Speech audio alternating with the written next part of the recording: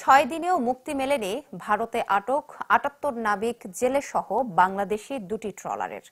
বিভিন্ন সূত্রে জানা গেছে, প্রটোকল চুক্তির আওতায় তাদের দেশে ফিরিয়ে আনার প্রচেষ্টা চলছে। এজন্য দুদেশের পররাষ্ট্র মন্ত্রণালয়ের মধ্যে যোগাযোগ চলছে। তবে শনিবার চ্যানেল 24 এর হাতে আসা একটি অডিও বার্তায় মিলেছে ভিন্ন তথ্য। ট্রলার থেকে পাওয়া ওই বার্তায় বলা হয়েছে, ভারতের কোস্ট গার্ডের সদস্যরা অনানুষ্ঠানিকভাবে নাবিকদের জানিয়েছে, সম্প্রতি বাংলাদেশে আটক দেশটির 3টি নৌকা ও ৪৫ জেলেকে ছেড়ে দিলে বাংলাদেশিদের ছাড়া হবে। এছাড়া এই প্রক্রিয়া দ্রুত সম্পন্ন করতে বাংলাদেশ সরকারকে তাগিদ দেওয়ারও পরামর্শ দেয় তারা।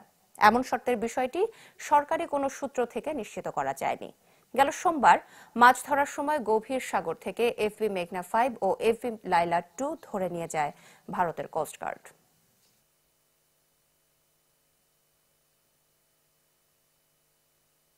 তোমরা তোমাদের সরকারি প্রেশার দিয়ে প্রেশারাইজ করো, তোমাদের কোম্পানির মাধ্যমে প্রেশারাইজ করো, ওই আমাদের তিনটা বোর্ড এবং মানুষজনকে ফেরত দিতে করতে, তাহলে আমরা তোমাদেরকে তোমাদের জাহাজ এবং তোমাদের মানুষ ফেরত দিয়ে দিব।